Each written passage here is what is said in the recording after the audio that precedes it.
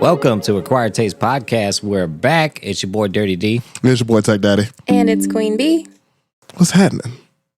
Ooh, that was a little something. Yeah, that was my computer. That was an accident. I was like, for a second, I was like, I don't know if they heard it too. Yeah, because my computer's hooked up to the soundboard, and I forgot to mute my computer. Okay.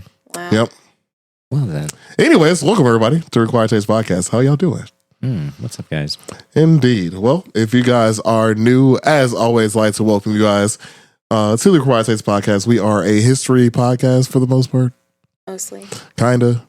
We talk about a lot of stuff, though. We've got history, some mystery, a little bit of comedy, us making fun of each other, us making fun of hilarious things throughout history. And if you're new, we appreciate you guys checking us out. So welcome. We're going to do a little bit of banter here, and we get into the meat and potatoes. Can't forget to give them forehead kisses. Well, okay. If you are new here, thanks for coming in. You get forehead kisses. If you're returning, you already know what it is. Y'all get 4K kisses all the time because we love y'all. Because you guys are the real ones that keep coming back week after week. So we appreciate y'all a lot as well. Indeed. Speaking of the real ones, do you want to fucking? Oh yeah, I'm gonna get there. I am definitely planning on getting there. Okay. Yeah, I was working my way there. Both of you guys have rushed me in this intro. I don't ahead of you. I don't appreciate it. All right, calm it down. Just simmer down. One time for the one. Well, if you guys use Spotify, you probably are aware that Spotify Rap came out. You probably saw a few of your favorite artists, your favorite songs, which was 2 this year, and what have you. Well, our podcast gets one too. Guess what? We've seen it. We've seen it. We have unwrapped it. It has been unwrapped, and it is now sitting in front of my face. And first and foremost, thank you guys. This was a dope year for us. Yeah. As those that have been with us for a while know, this is actually our second year. So we're coming into year 2, and we're coming in hot. Yeah, it's going to be, in March? We'll be at year 2? Officially? Yeah, March. Well, I didn't say April because it's like we came from the last week of March, first week of April. That's true. April's the easiest marker for me, but we started in April, so next April will be our second year. And actually, first year anniversary, we did a beer release. We're actually doing another one too, so keep an eye out for that. It's going to be at the end of January, but we're collaborating with Foreign Local again. Mikey reached out to me and he wants to do another beer. And I said, yeah. Of course. So if you guys like Two Blind Mice, be ready for Two Blind Mice. Round 2, Electric Boogaloo. Featuring Queenie. Round 2. Too Fast, Too Furious. Indeed. All of those things. Actually, he gained inspiration from one of our comments in the Easter Island episode when I was talking about like Two Blind Mice with just a bee floating around. Yeah, he wants to do Two Blind Mice with honey. So That's B is now involved. That's such a good idea. Too. It's such a good idea. Mikey always has some good beer ideas. So give yourself a round of applause, Mikey. Yeah, he deserves that. We fucking appreciate it. Yeah, he always shows his love. Appreciate you, Mikey. So keep an eye out for that because we're going to be doing another party for that, of course. We want you guys to come out, so keep an eye out for that. Like I said, it'll be end of January we're shooting for. We'll have more details on that ASAP, so that'll be pretty tight. But back to the Spotify Wrap, though. So like I said before, we get tracking too. So we see who's new, or not who exactly, but the metrics of who's new, who's old. And in our second year, we had some good growth. We had some really good growth. I'm going to go over some numbers with you guys, just so you all know what we have seen that you have done and that we appreciate. So, first and foremost, we are at 120% more listeners over our first year. So which is crazy. Yeah, that's over. I mean, anything over 100% it doesn't make math sense to me because I'm stuck at math. But obviously, Spotify does it. We got a certain amount of followers year 1, and then we got that same amount of followers year 2 plus more. Yeah, plus 120%. I feel like Spotify was just giving us a pat on the head. It was like, good job. Yeah. You get 120%. Yep, we're 20% up on listeners. We have 83% more streams than we did in our first year too. So again, that's wild. Followers were up 103% over our first year. Hell yeah. On just Spotify. We're still so close to 200 followers. If you guys are not following us on Spotify, definitely go follow us because we really want to hit 200 followers by the end of the year. Yeah, That would be just so cool. Click that follow button. I mean, honestly, there's some of my favorites I didn't realize I wasn't following for the longest time. Yeah. But if you follow us, you're always going to get fucking updates on Spotify, notifications if we have an episode. You know, maybe sometimes it comes early, maybe sometimes, it's just nice to follow it. You get all the updates. And it helps us out a lot. Exactly. Especially if you follow us on there and you follow us on social media, like any kind of news that we have, we'll definitely be sharing with you and you'll hear it first. And we would love for you guys to be a part of that. So if we can get to 200 followers by the end of the year, that would be super dope. We're super, super close. So please, if you don't already follow us, give us a follow and tell your friends to do the same. Yeah. So going on with that, so the people that have been following us and the people that do listen to us, we have metrics for that too, because Spotify loves their numbers. And so do we. Hell yeah. So for 167 people, we are in their top 5. Woo. Like top 5 podcasts that people listen to. That's a lot. You guys know who you are. Yeah, that's Listening. That's a lot of people. I missed one already on accident. We are in the top 10 podcasts for 236 people. That's a lot of people. Everybody and their mom has a podcast now, and you guys choose to listen to us. So we appreciate you guys. Out of all the podcasts that you could be listening to, Here we listen are. to us. In your ear, telling you some stuff about history and some other stuff about mystery and what have you. And we have like a lot of minutes worth of talking. We do. And I'm going to get there. You guys have been listening to us talk for A lot. a lot. And God damn it, thank you so much for that. So we are actually the top podcast for 73 people. So we are number 1. So 73 people listen to us without doubt, without hesitation. You guys are my favorite. They earn extra forehead kisses. Extra. Thank you. Spit them up there. So I can do more. But yeah, either way, regardless if we're in the top 10, top 5, if we're in the top 20 for you, the fact that you still listen to us is something that we do appreciate. The fact that you've given us, again, like 120% over last year is an insane amount of people to share, that we've been able to share time with. So no matter what, top 10, top 20, top whatever, we want to thank you for giving us the time of your time. So thank you. Thank And this pause is for you. Oh yeah. Yeah. There it is. That one dude is so excited about it. He's my favorite. Like, yeah. Yeah.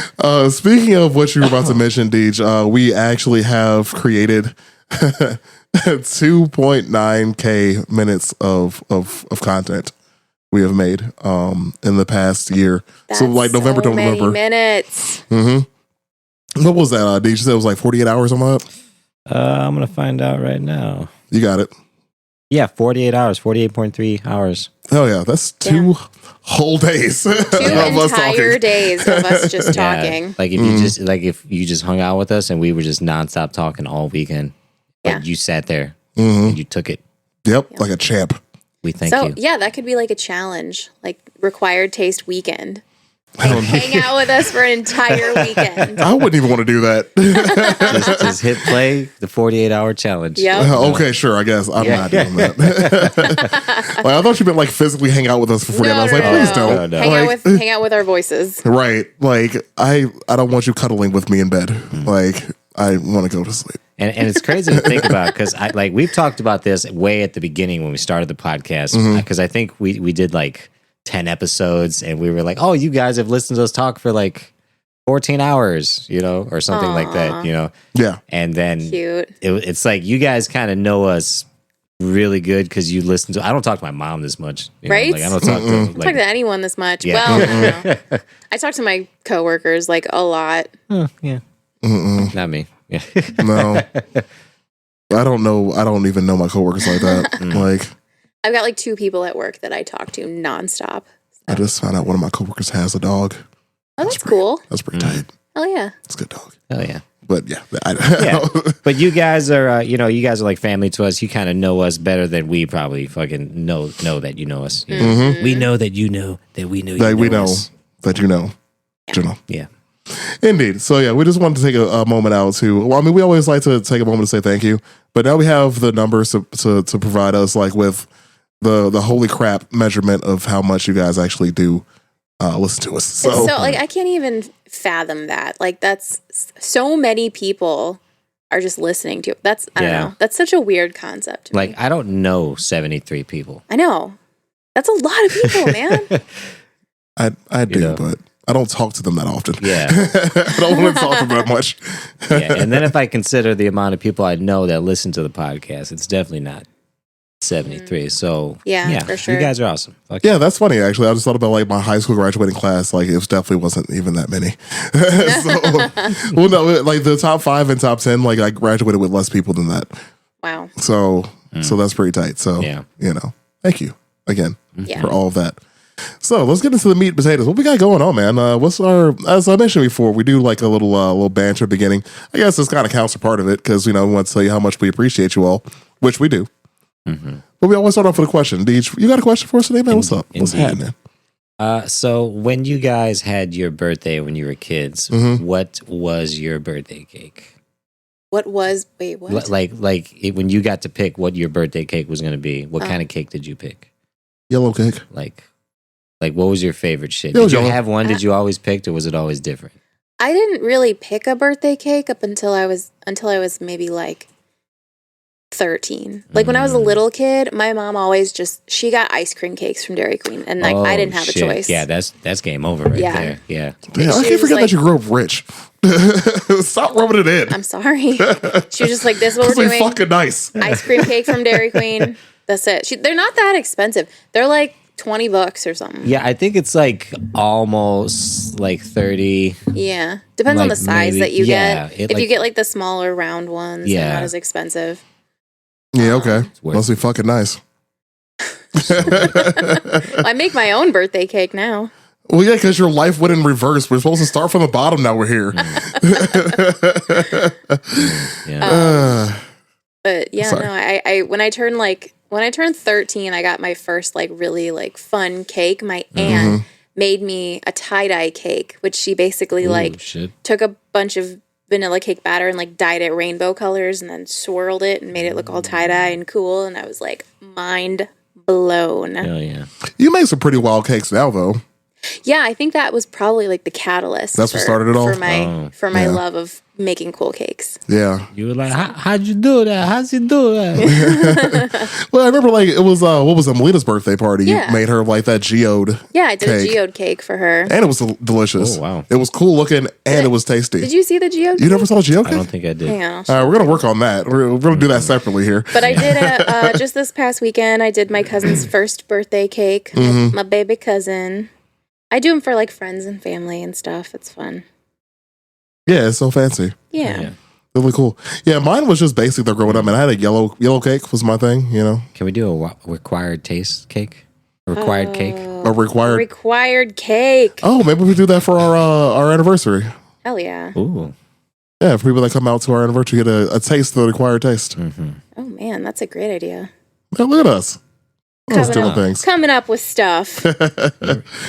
Let me see. But yeah, I was super simple. My mom made yellow cake for me, and it was just out of a box, and put some frosting on it, and I ate that shit, and it's about this long of it. I'm looking for a picture though that I have on my phone of I want to say it might have been my first birthday. Yeah, that's my first birthday. 88. Yeah. Yellow cake with chocolate frosting. Let me see. Hell yeah. That cake never changed. Same cake every time. That's what I'm talking about. Yeah, it's me and my brother. Hell yeah. Wow. Yeah. That looks crazy. Yeah, that was for Melina's birthday last year. That's still, yeah, I love that. That I Yeah, it was did. super cool. Wait. And again, it was tasty. Mm-hmm. Well, Didn't you also make thanks. cupcakes too? I feel like you made something else. Am I crazy? I mean, I make all kinds of stuff all the time. Well, that's true. Oh, yeah. Oh, that motherfucker's shining too. Yeah, it's a rock candy in there to make it look like crystals. Oh, that's dope. Yeah. That's fucking cool. Mm-hmm. Hell yeah.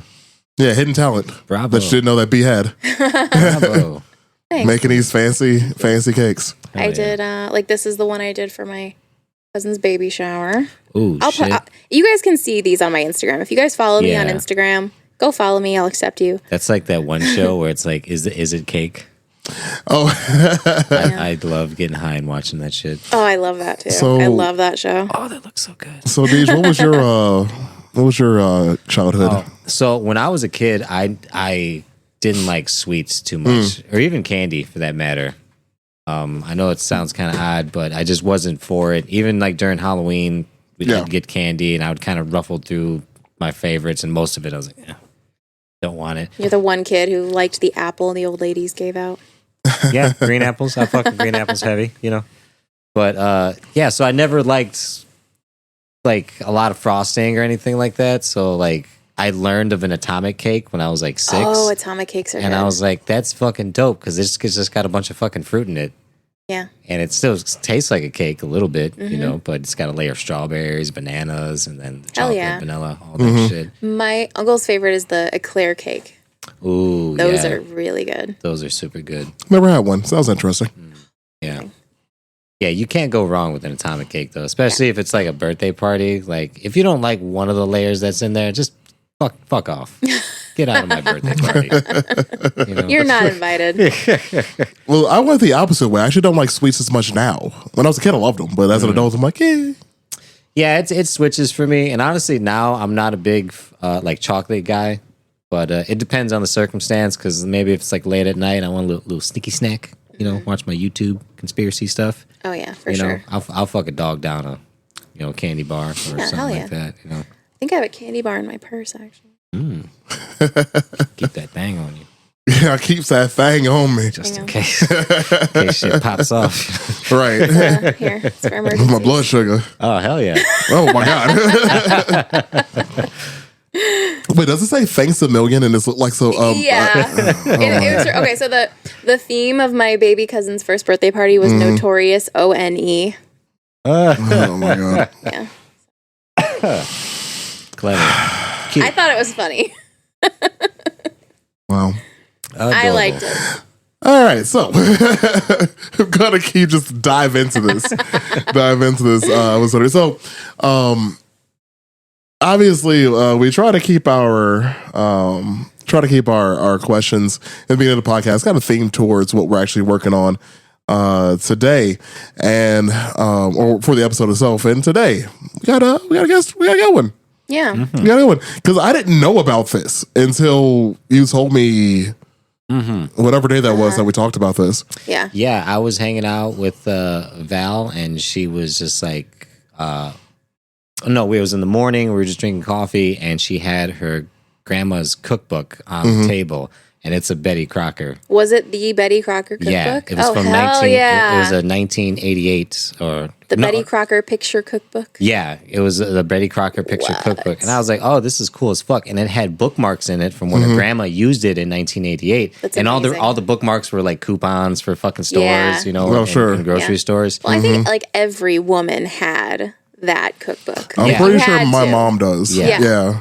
Like you have a baby girl, the first thing she's given like as a gift for her birth is a Betty Crocker Yeah, literally. cookbook.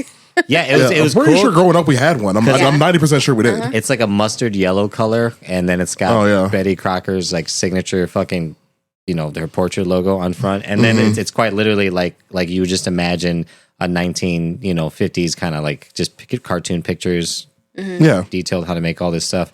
And she was like, "Yeah, have you ever heard about Betty Crocker?" And I was like, "No, like, I don't. I'm not a fucking like, 60-year-old lady. Wait till I tell you this. I'm about to blow your fucking mind. I'm about to blow your mind." Like she just sips her coffee, looks at you like, Yeah, she showed me.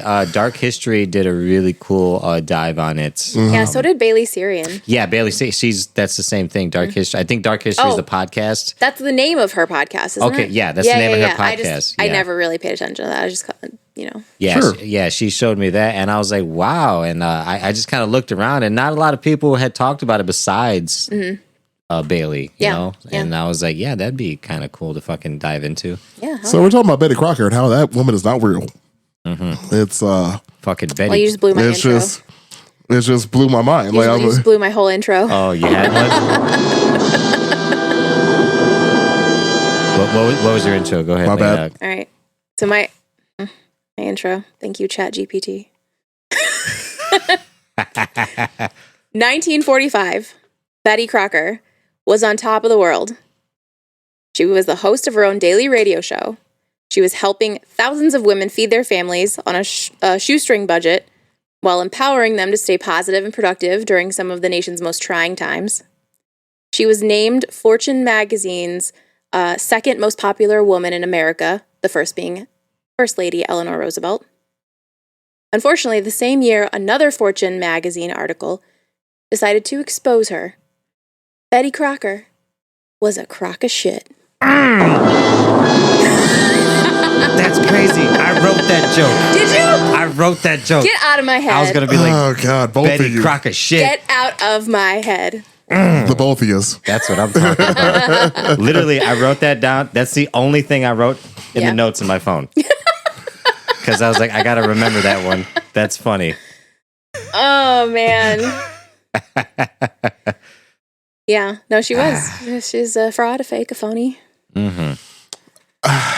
Okay. After I just held my head for a minute there. And I'm back now. Can I mention, isn't it kind of odd that they give like the best woman of the year award to people who aren't fucking women? Well, okay. Like, why does that fucking keep happening? okay. There's so much I want to say about that, but I can't because we're on a podcast and it's bad for publicity. Like just the fact that they did to a fictitious person. They did. Yeah, They and then did. you have the whole They did. Caitlyn Jenner thing. Yeah. Like literally, you can't even be the best. A woman can't be the best woman in America because men do it better. There's another one too. I'm just gonna leave it, you know? Let's talk maybe on an aftertaste or something. And We'll of get course, I into don't that. believe that. I just want to put that. I don't believe that at all. Maybe but the we joke can- is right there. But maybe we can Just like his elaborate a balls. little bit more on like an aftertaste. Yeah, So yeah, we a little don't. Yeah, that's true. So sponsors still want to talk to us in the Yeah, future? you're right. You're right. Let's not forget that Bruce Jenner, when he was still a dude, killed somebody with a car. Mm-hmm. Anywho, People don't forget. I still watch the Kardashians though. Yeah, I mean, I really do feel like It's my comfort South Park show. did the best job with the whole. They always do. That was just They always do. cream of the crop right there. You say you watch the Get out of my house. Huh? Never mind. Anywho, Kardashians is my comfort show. Okay, it's very relaxing. how? What do you mean how? I never watched it. I actually know what was going on there. It's a relaxing show. It is. Sure. Yeah. So about this Betty Crocker shit, apparently. So this all started what? No, I think it was 1921. This whole story begins. Yeah. So Betty Crocker, 1945 is when. Or no, I'm sorry. That was intro. 1921 was when the Washburn Crosby Company. It's like a flour milling company. Mm-hmm. They're now known as General Mills, but back then they were the Washburn Crosby Company. 1921, they posted like a contest in a magazine, right? There's like this popular magazine. They posted a puzzle where you cut out the pieces and you put them all together and it makes a scene. And you glue that scene together, you mail it back, and then you get a pincushion that's like shaped like a bag of flour. And all these 1920s women were just feral for this pincushion. Oh yeah, my mom. Like, if I remember when I was a kid, if there was anything, any kind of contest to do over the mail, like she was on that shit. She had all kinds of knickknacks, some different like, what was it, Fortune teller's house or something. I forgot what the fuck it was that they would give away them big fucking checks. Oh, the Publishers Publishers Clearinghouse. Clearinghouse. Yeah. But that like they would give away knickknacks every now and Yeah, then. yeah, you yeah. know? My aunt was really into. My great aunt was really into that shit. All the mail order stuff. Yeah. Right But on. these women, 30,000 entries they got. 30,000 for this little flour bag pin cushion. Yep. Like, these women had nothing better to look forward to. It was 1921. I guess. Whether they had jobs. I mean, Like Yeah. it was 1921. They literally like this was like the like be barefoot and pregnant in the kitchen era. Pretty much, yeah. Picture this: your husband just got back from World War I. He's beating the fuck out of you Because the roast was overcooked. every other day because you don't know how to make coffee. because you don't know how to right? make cake or anything. Right. Rotten potatoes, nothing. Yeah, so you write a letter to. Yeah. So like, well, that's what. Okay, so that's what was happening basically. Yeah, so, look, the year before that, they got the right to vote. Like, yeah. like They were on a high. They're like, we got voting rights, we got pin cushions up this bitch, Let's right, get this you ball can't tell rolling. us shit. and then General Mills was right there to capitalize on it. So basically with these puzzles that these women were mailing in, 30,000 of these women, not all of them, but a lot of them kind of wrote in their baking questions because it was a flour company. And they're like, hey, why does my cake suck? Why do my cookies taste like ass? Dear flour company, Right, my husband is going to kill me. I need to learn how to make vanilla cake. Do I make brownies? Please help. Right. Send help. I also feel like we should also clarify that we do not condone any of this. We do not. Baking brownies or? The other part. Yeah. Don't get Matt Rife in this bitch. That's true. You can get canceled for domestic abuse jokes nowadays. Exactly. So yeah, let's clarify that we do not agree with any of that. And we're talking about the 20s though. Don't beat women, I guess. Yeah, we're talking about the 20s. Don't do that. All right. You would think it would be obvious enough that you can joke about it, but I guess not. You know, we just started getting good at this podcast thing. Yeah. Let's not ruin it. If the terms history, comedy, podcast don't mean anything to you, I don't know what to say. Yeah. You know. Yeah. So, anyways, go on. I'm sorry. all right. No, so basically all of these letters were coming in. They were flooding in. And the department manager at the time, his name is Samuel Gale, him and like the other like advertising people would try to answer these letters. They're all men. And they're like, we feel like we're not qualified to be answering all these women's letters. So they started asking like women in the factory, like in their offices and everything, all of the women employees, like, hey, can you guys like help us answer these questions? Because like we don't know how to make a fucking cake. Right. I've never cooked anything in my life. You see? I don't even know how to boil water. Say, dear, how about you and the rest of the dames together and figure out these letters here, huh? Which is basically what they did. Pretty much. So they had all of these women replying to these letters, and they kind of wanted to unify it under one kind of name to make it seem like it was all coming from one person. And they came up with the name Betty because it was like one of the most popular names at the time. It was just a very friendly, all-American name. Like, oh, your neighbor's name is probably Betty. And then Crocker came from like William Crocker. William Crocker. Yeah, so he was like an executive at the company that had just retired, and they're like, oh, we love our executive. Let's name Betty Crocker after him. Yep. So anyway, she basically became like the Dear Abby of cooking. If anyone knows what Dear Abby is, you know what Dear Abby is. You heard of that? No. Really? Neither of you guys have heard of Dear Abby? You got me. It sounds familiar, but I don't know. Wasn't that a newspaper thing? Yeah, It went right into like a newspaper column. Correct. Yeah, it was like a columnist, and she would answer like questions about your love life, or, Right. like advice about your sister-in-law who's being a bitch, or like whatever. Yeah, it was in the paper. Yeah. It probably still is. We should do an episode about Dear Abby. That would probably be pretty cool. We should do our own. Give people the worst advice ever. Yeah. Dear Required Taste. My man ain't shit. Dump his ass. Dump him. Dear Required Taste. My man doesn't listen to your podcast. Dump his him. ass. Yeah, we're gonna give you 2 good advice and 1 bad. Dump one. him and then block his ass. I want to be like, fuck him, marry him, Dump him. Block Get him. pregnant. Fuck his dad. have children. Right.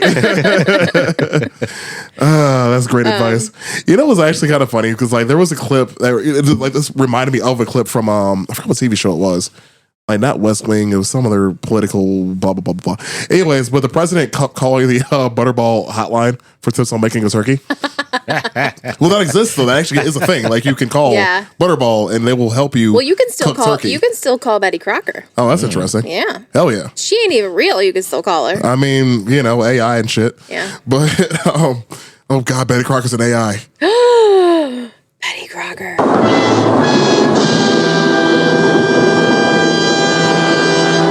Well, I'm glad I got that programmed. It's coming handy this episode. Yeah, really good. I like it. Shit. But yeah, like that's wild. But yeah, like Butterball has a hotline for turkey help.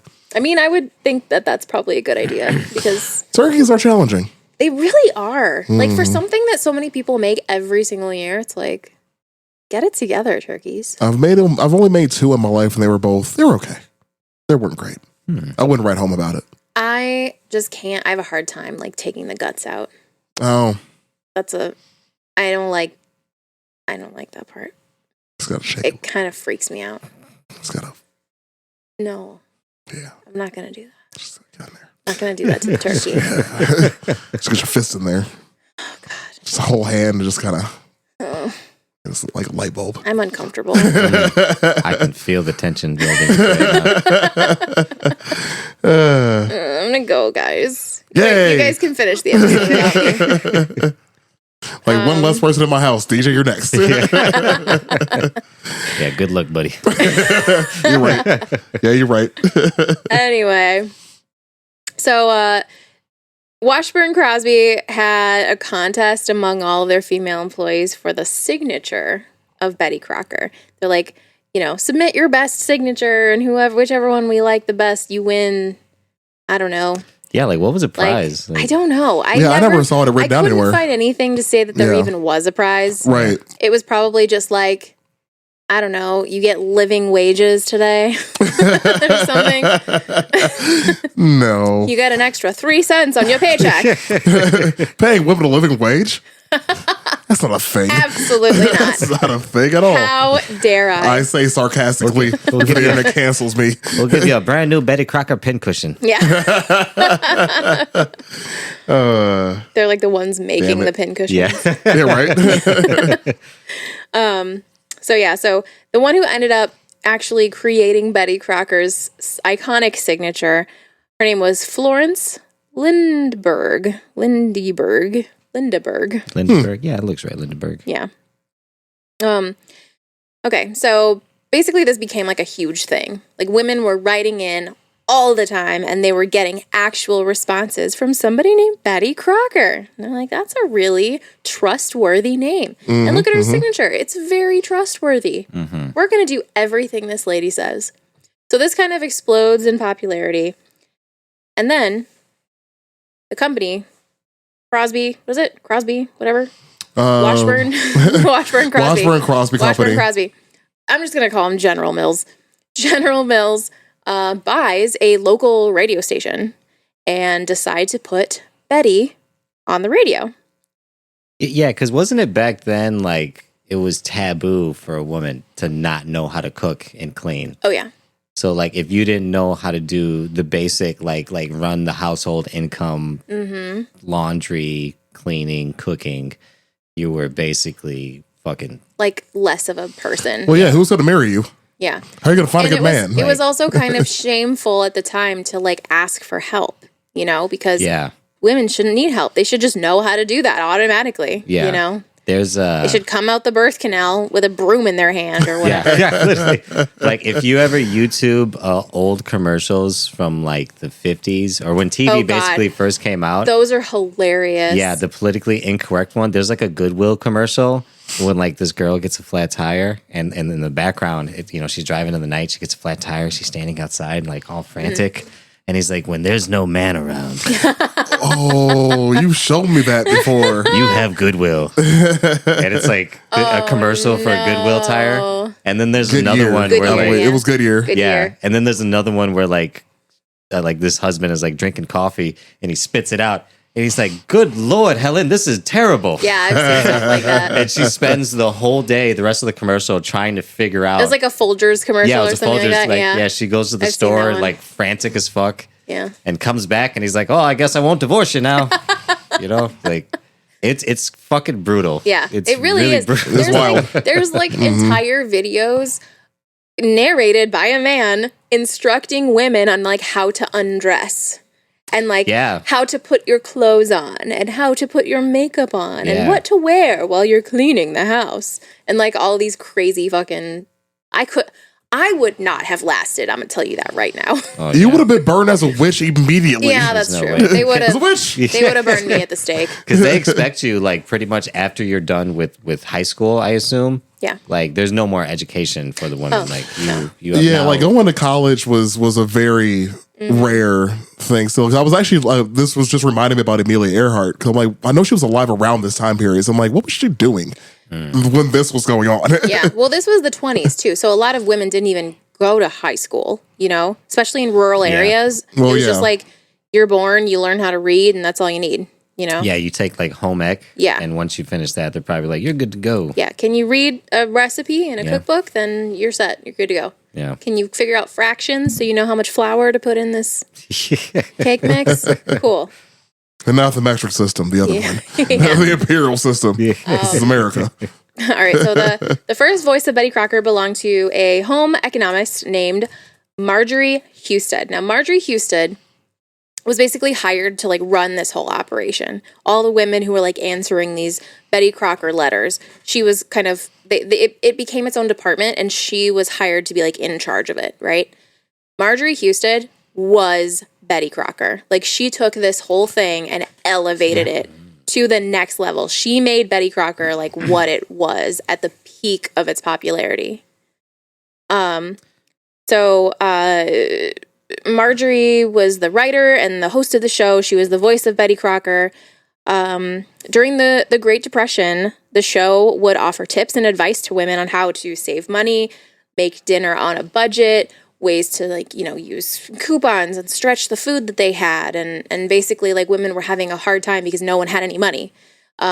She would like just tell people how to plant vegetables and grow things at home. She would tell women how to use leftovers and, you know, add milk to your eggs to make them, you know, last long, stuff like that. Like she would kind of give tips to women who were struggling. Yeah. And the radio back then was everything. Oh yeah. That was like, you know, like instead of like families would go home and eat their dinners and like gather around the radio. Yeah. And listen to one of 5 stations, maybe, that was on. You know. Yeah, I just had to do some looking up on the internets here. 'Cause I was just kind of curious. Like, we're talking about the 1920s, obviously. So like the radio show was in 1924, right? Was the first radio show for Betty Crocker, I believe. Yeah, 1924. So yeah, 1924. It was called the Betty Crocker Cooking School on the Air. Ooh, that's a fancy name. But the thing is, Amelia Earhart's first flight was in 1920. Oh, wow. It's like, yeah, women can do anything. Or this radio show, right? You can stay home and cook. Or this. Well, how about that? Yeah. They're like, oh, no, don't look at that. Look over here. Look over here. Right. Look over here. Look. Cake. Don't look up there. No. Freaking Don't Maria. look at the sky. There's nothing up there for you. That's nothing up there for you. Nothing but a bird. Oh shit! But yeah, like the radio show was a great idea though too, because it was like it's because you were able to advertise your product without them knowing it. Yeah, so like at the beginning of every one of these radio programs, it would be like Betty Crocker, and she'd be like, "My name is Betty Crocker. My favorite flower is gold medal flower," and it would be like, yeah. So that would be like the she was basically like an influencer, right? She was like, These are the products that I use in my award-winning cakes. That's pretty solid. That's my Betty Crocker voice. What's up? Call me General Mills. Because like you said that she was getting in the beginning, she was getting like 30,000 letters when they first started it, and that was just them putting out the contest. But now they're on radio, so she's got to be getting like fucking thousands a day. Every woman in America was listening to this show. Yeah, basically, they got to be getting like But she was also doing not only like obviously the advertising, but also giving recipes, of course. But they would do like interviews and read people's letters and shit on there too. She would get women writing in not even only about cooking problems. She would have women write in about their relationship problems and the struggles of once World War II started, having their husbands and their sons off at war and how hard that was. And she would give life advice. She wasn't just giving cooking advice, which she was, but she was also giving life advice. And one of her, biggest kind of campaigns, I guess, was during World War II. Like once World War II hit and all of these women were trying to deal with the fact that their husbands and their sons were off at war. They didn't know if they were going to come back. They felt useless. They felt hopeless, and they were struggling. And she gave them a purpose, essentially. Yeah. So I do have a question though. Like, how did they come up with the face? The face of Betty Crocker? Betty Crocker. Because, like, in this photo, there's, like, 9 different versions. So I imagine it's evolved over the years. It has. Yeah. So, wait, hang on. I have a... It's actually kind of fun that she mentioned that she was the first influencer, because I'd never thought about it like that, but it's pretty much exactly what the fuck she was. She was the first influencer. The first AI influencer. The first AI influencer, yeah. So, 1936, Nasa McMain created the first official portrait of Betty, a composite painting that blended the facial features of the entire female staff at Washburn Crosby's home service department. He's all you dames stand against the wall in a line. They wanted her to look like kind of every woman. You know, they didn't want her to be too old. They didn't want her to be too young. They didn't want her to be too risque or too conservative. They wanted her to be like the exact average of basically every woman in America. They kind of AI made a painting, pretty much of a woman. So the initial portrait of Betty was used for over 20 years, and then it was remade like 7 more times. So there's like I think a total of 8 now. But they would they would update it with the changing styles. Like it's always the red jacket though, with the white shirts and the brown hair and the brown hair, and but the eye color changed though, which I think was interesting. Yeah, it does. Because her eye color was always, I think it was always blue, and now it's brown. I think, or either that I'm backwards. It's hard to tell. I'm fucking blind. I have a picture. Hang on. But they updated her look based on kind of the trends of the time. They would make her look. They had first made her look a little bit older, but then they made her look a little younger once, you know, the next generation kind of started coming in and using Betty Crocker. In the 60s, Jackie O was really popular. So if you look at her portrait in the 60s, she kind of looked like Jackie O a little bit. Like they were, you know, they were using the trends and everything to try and keep her current. It looks like her eyes are brown in the first portrait. This one, and then the 70s one, she has blue eyes, and then the 86 one, she has blue eyes. But those seem to be the only 2. Oh, the 55 one looks like she has like hazel eyes. It's kind of going back and forth. Okay, maybe that was just me. Yeah. I'm over tripping. So that's kind of how they came up with her look. But then her big kind of break, I guess. She was already very popular, but she hit her peak during World War II. So with the country was kind of rationing and things were scarce. So she would provide advice on her radio show. She also did columns in newspapers, women's magazines, recipe booklets. She had a kind of slogan saying, "Let's make rations work." And she would kind of teach women how to, again, kind of the same thing she did during the Depression. She would teach women how to cook on a budget. She would teach them how to use ingredients in really creative ways and things like that. Well, didn't she have a specific book for rations? Like a rations cookbook? She had a booklet entitled "How to Prepare Appetizing, Healthful Meals with Foods Available Today." Okay. Because I think that in 39, I think, is when that might have happened. They distributed almost 7 million copies of that. Yeah. What a fucking genius idea, because not only is she giving advice, but all of the products she's probably suggesting are probably all General Mills products. Yeah. Of fucking what started off as a flour company. Yeah. Yeah. Now look at them. Fucking this monster. And one thing that was really kind of unique and special about Betty Crocker was that she kind of changed the way women viewed themselves and the way society viewed like homemakers. She was always very like respectful of homemaking as essentially a career, and empowered women to you know, not take disrespect and to value themselves and what they contribute to the world and what they contribute to their families and to the country. She had, because didn't I didn't mean to cut you off again, but didn't Marjorie have a college degree? She did, yeah. So like she herself, she was educated, like, kind of something. She was a champion for women. She like really wanted to make a difference and like change society's view of women. She wanted homemaking to be respected. Like she wanted women to respect themselves. And she succeeded a lot of the time.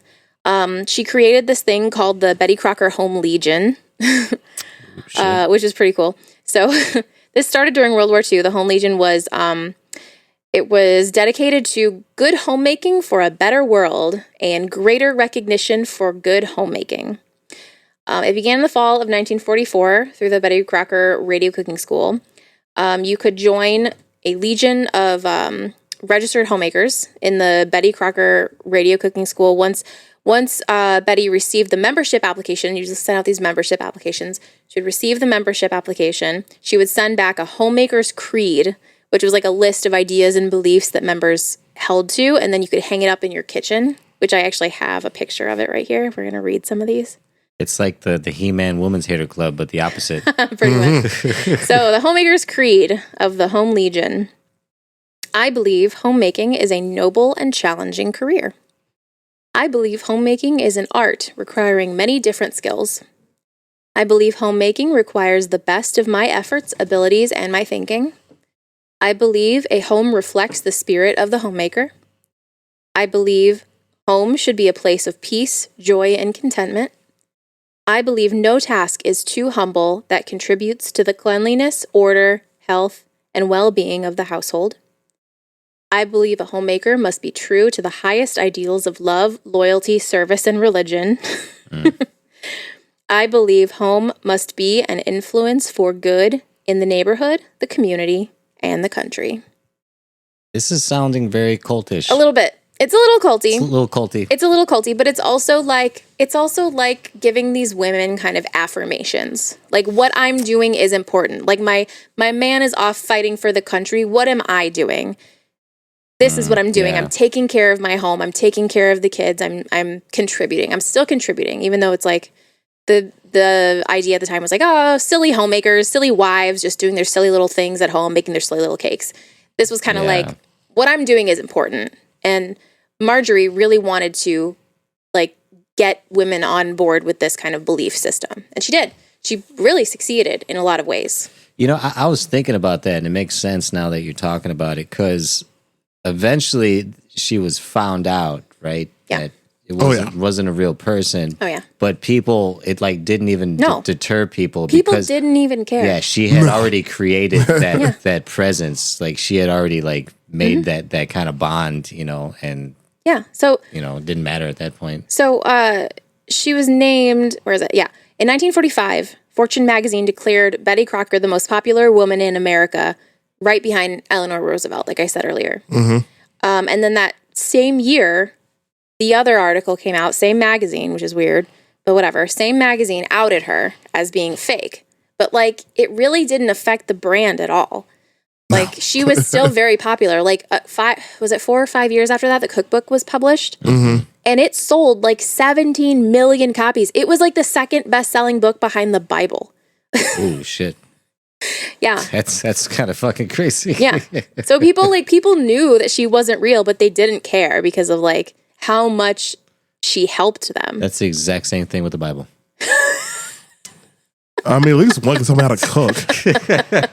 I mean, like, I can't at least one of them was useful. All right, I can't get fucking cakes out of the Bible. Betty Crocker's more of a god than really. Well, thanks. We're gonna get General Mills. Let's all say a prayer to Betty Crocker. Oh, okay. Yeah, we're gonna get canceled now. That's fine. If it wasn't the beginning of the episode, it's now. It's definitely now. I mean, I guess I can learn how to make unleavened bread in the Bible. That's kind of tight, I suppose. It's like who would win in a fight between God and Betty Crocker? Between Jesus and Betty Crocker? Trick question. I mean, Betty Crocker is God. I mean, she's my God. There we go. Outstanding. Yeah. Well, we're just gonna Yep. So prepare for hate mail. Yeah. So basically, like, Betty Crocker being outed didn't really affect the brand too much. What did affect the brand was Marjorie Husted leaving. Okay. So she retired from General Mills in 1950. In 1951, General Mills decided to create the Betty Crocker TV show. They put Adelaide Hawley as Betty on TV, gave her own show. It was kind of a cooking show. It was kind of like they would interview celebrities. They would like do, it was like a little bit of a variety show. It bombed. Well, she didn't even do any cooking. Like, if my memory serves, she didn't cook on that show. Well, somebody else did it. She had no experience cooking. Right, but somebody else did the cooking on the show, not her. She was just behind a desk sitting there with her name on the thing. Yeah, that's like when they change the fucking actor of a main character of a show you like. Yeah. And it comes back and you're like, nah. And Who the fuck? It's not the same. It but like, sucks now. The whole thing was it kind of like destroyed the spirit of Betty Crocker because Marjorie wasn't in charge anymore. So she wasn't the one driving all of this and saying like, we need to be respectful to these women. We need to treat them like human beings. We need to treat them like what they're doing is important. We need to respect their requests and their questions and be kind to them. Once she left and the brand was like in different hands, it became more of like an advertisement. And the whole thing was like when the cake mixes came out, the way that they branded that was more like, oh, even a stupid housewife can make these, they're so easy. Well, yeah, I know what you're talking about. Yeah, because it was they took the artistry out of cooking, they took the work out of it. Yeah. And then they have to like hire specialists to do like pretty much a survey of people to figure out how to fix it, which was to let them put eggs back into it. Yes, that was a whole thing. So there was this whole thing about they were trying to make it as simple as possible, and they refined it all the way down to where all you needed to do was add milk. And that was it. People didn't like that. And a lot of people said that it was because they could taste the powdered eggs and like there was all these different theories. But the most popular theory is that it didn't feel homemade anymore. It felt artificial. And it was kind of a psychological thing. Like women didn't feel like they were actually making this cake anymore. So Pillsbury, I think, actually did it first to where they like made it into just like all you need to add is milk. And it didn't work. And then Betty Crocker was like, nah, we're not going to do that. We're going to make sure that like you have to add the eggs. So people actually feel like they're cooking. You feel like you're actually baking. Like this is your creation. You're not just like opening it, pouring it in, pouring something else in, and then you're done. Yeah. So it was kind of like certain things like that. Like they lost a lot of the spirit after Marjorie left of like, this, we're here to help women. It was more of a, we're here to sell our shit. And you could tell with the TV show. The TV show bombed. Nobody watched it. This was back when there was like 3 TV shows in existence too. So. Yeah, like your show sucks. What's on the other channel? Yeah. So like, it's like go back to channel 1. Yeah, this is dog shit. I'm just picturing like the Al Bundy of the house with that shitty fucking remote with like the 2 steel buttons on it. No, they didn't even have her. This was the 50s. You had to get up and change it on the thing. the dial. Yeah. Oh, so he makes the youngest. Or he makes the his the youngest go change it. Yeah. What is this shit? Turn this Betty Crocker shit off. Gay shit off. Yeah. So basically, that was kind of the end of Betty's heyday. For a while, they didn't even have Betty Crocker in the commercials. It was just like a spoon. Yeah, it's just because that's what I always see on the on the boxes, just a red spoon. Well, it's a spoon plus the signature that they actually it's the decided red upon. spoon with her signature. Oh, that's what Florence's signature. Yep. That's pretty dope that they kept that all these years. Yeah, that's still the same signature. It's a little more refined than the original. Here, I'll show you the original. But it's still kind of the same signature. I've got it here. But yeah, Betty Crocker, Marjorie Husted actually did a lot for women during that era. Ooh, yeah. I see. There it is. That's pretty fucking solid. Yeah, it's kind of crazy. Like a fucking flower company, like was. I think they kind of stumbled on it. I don't think it was this idea from the beginning because they did the contest. There were actually like they interviewed executives at General Mills, and they're like it wasn't like because people were kind of upset at being like deceived, quote unquote. And they would say like we weren't intentionally trying to deceive anyone. It just kind of happened. Yeah. It was kind of a happy accident that this person was created and ended up being such like an icon for so many people. Yeah, pretty much. Like, and at those times, like you said, you're just like your husband's at war. You probably got fucking kids, and you're barely eating, and you're making fucking potato cakes like that one guy. You got like 9 kids. You're making potato donuts. Yeah. Oh god. You don't even know how to make the potato donuts. Yeah, that's the Little Rascals show. That's Yeah, sad. pretty much. Yeah. I mean, that was the Great Depression. This was part of, so yeah, that's about right. Yeah. Yeah. Yeah, that's Didn't have no money. Had like 15 kids. yeah. Husband's gone. Yeah. That's grievous. Like you just wake up and the mom's like, "Look, all right, statistically, most of you are gonna die." We'll do my best. We're not going to celebrate any of your birthdays Yeah. until you turn 5. So whoever works the I'm not hardest, wasting my time with that again. Yeah. whoever works the hardest and brings back food won't die.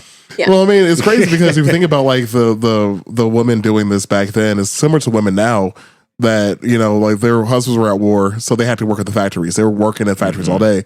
But somebody feed them kids too, though. Yeah. So they had to go home and then feed their children. There's an episode I want to do actually about female welders during that time. Rosie the Riveter. Oh, I wonder why. What's about female welders? Oh, you should have hit the fucking. I know she listens to Aaron's us. face right now. Aaron's face right now. I can't wait until we get cameras. Oh, man. I know she listens to us. Yeah. No, actually, that story I knew about a long time ago. Well, I mean, Everybody knows I'm about sure. Rosie the Riveter. Well, yeah, I'm sure you did. It's just the irony is palpable that we're it is. not only doing an episode that she brought up for us to cover. Now you want to do one about women welders, huh? Yeah, thanks, pal. There's no suspicious. Nah, I like her. If She's I cool. didn't know any better. Right. Nepotism. Hell yeah. She's a good human. Oh, man. Just got to give you a little shit about that. Especially since I know that she listens to us. Oh, yeah, she Like, does. it makes it so much better. Yeah, because she's one of the YouTube listeners, and we don't have Yeah. any of those. No. Yeah, which the last episode didn't even post on YouTube. Oh, yeah, I forgot to Aaron, fix that. Oh yeah. Tech Daddy. Look, it's been rough. I'm losing my voice here and shit. So I haven't said much. Over here getting sick, apparently. I don't know what's happening to me. Falling apart at the seams. Anywho, so yeah, about this Betty Crocker business. Yeah, so like the comparison I bring up to now, like the modern woman, which has to do the same fucking thing. Yeah. But, you know, go to work, come home, take care of kids, Yep. and whoever the fuck else you take care of at the point. Yeah. You know, if you're, you know, still homemaking for your husband and shit too, if he ain't doing shit to help out, you know, Which it's he like, wasn't. You know he wasn't doing shit. well, back then, fuck no. I'm talking about nowadays. You know he still ain't doing shit. That's so fucking That's because grimace. you've had a lazy man living with you before. Oh, I had the laziest of mans. But even if like you were a woman who didn't know how to like make stuff, and but like before Betty Crocker, it's like, oh, you don't know how to cook? Like, well, I guess you'll die. Yeah, you'll just die alone. Yeah, sorry. Sorry about your luck. Yeah. Right, sucks to suck. Learn how to make a cake, bitch. Yeah, that's kind of fucking. That's so. And like grimacing. that was such the beauty too of like the instant cake mixes.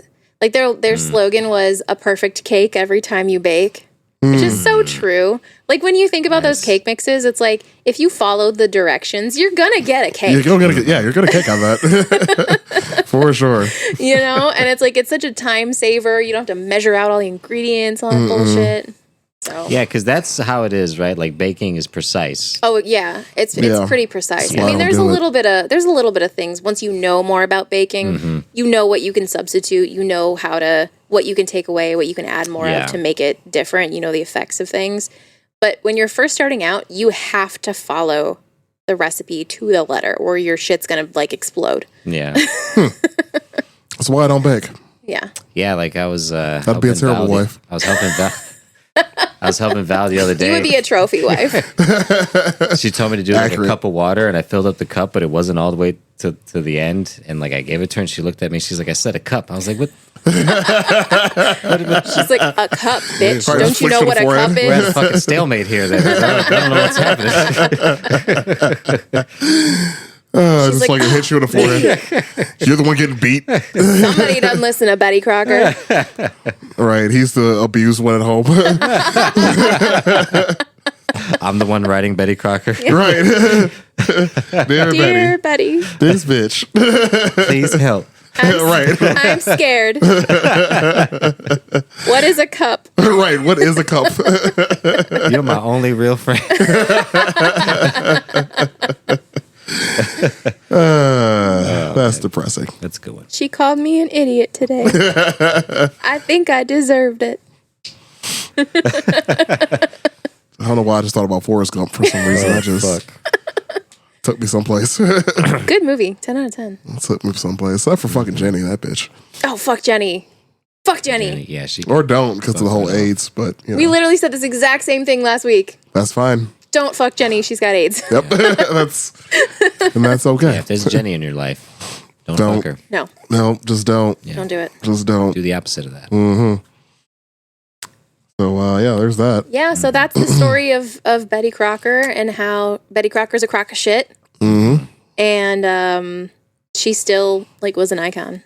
And it's still actually still around. an Like they're icon. still getting cookbooks for Betty Crocker. Like, She it's wasn't not- real and no one cared. No, not one. No. I wonder if Marjorie's getting any of that money or if she got taken care of. She got paid like nothing. So that was one of the reasons she quit General Mills was because she was only she created this brand, right? Yeah. And she was only making like a fourth of what the rando salesmen were making. Oh, yeah. Fuck that. And she's like, yeah, I'm going to go fucking make some money. Bye.